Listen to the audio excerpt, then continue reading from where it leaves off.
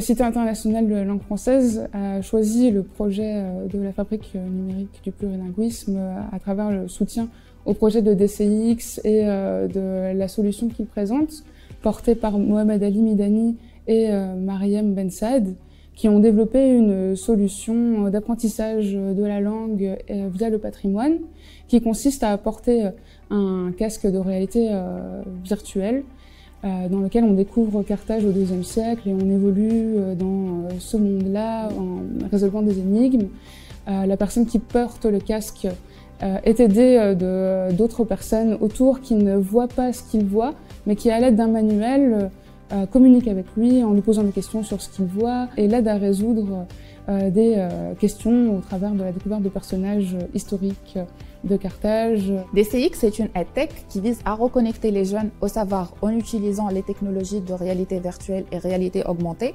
Notre plateforme propose des parcours éducatifs permettant de découvrir des figures historiques de la politique, des sciences, de la littérature, ainsi que leurs réalisations et leurs idées. Ces parcours sont conçus pour motiver l'apprentissage de différentes thématiques, de favoriser l'exploration des langues, notamment la langue française. Notre objectif est de rendre l'éducation plus immersive et engageante tout en cultivant une appréciation profonde du patrimoine culturel et des langues. Notre résidence s'inscrit dans le cadre de notre participation au programme de la fabrique du plurilinguisme, concrétisé en Tunisie par un incubateur EdTech appelé le YALAB et porté par l'Institut français de Tunisie.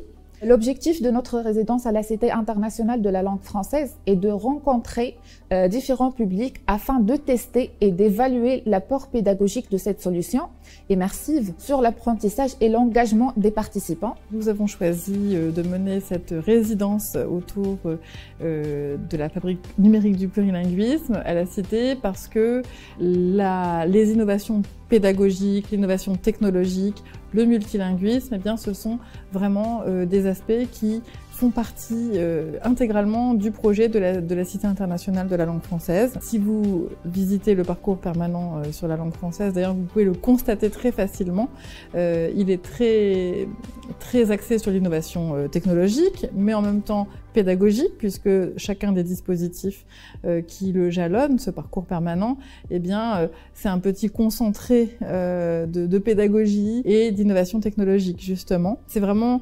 le voyage d'une langue. Et cette fabrique numérique du plurilinguisme, elle rentre complètement en résonance avec l'identité même de la cité.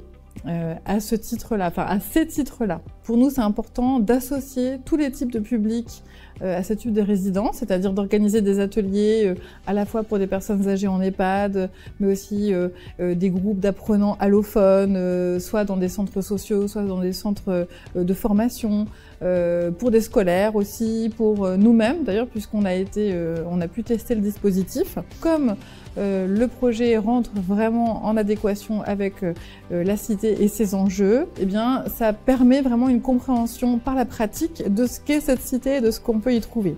Immédiatement après la résidence, nous procéderons à une évaluation complète des ateliers. Nous analyserons les retours des participants ainsi que les succès et les défis rencontrés durant les sessions. Ces retours nous permettront de mettre en lumière les points forts de notre approche et les domaines nécessitant des ajustements. Nous serons également accompagnés par le réseau Canopé pour effectuer les adaptations nécessaires. Leur expertise nous aidera à affiner notre méthode et à améliorer notre solution éducative. Cette phase d'adaptation est cruciale pour garantir que notre expérience vers les bâtisseurs offre une valeur pédagogique maximale et reste en phase avec les besoins des apprenants. Nous remercions l'équipe de l'Institut français pour le soutien, ainsi que l'équipe de la Cité internationale de la langue française pour l'accueil chaleureux et pour le suivi durant notre résidence.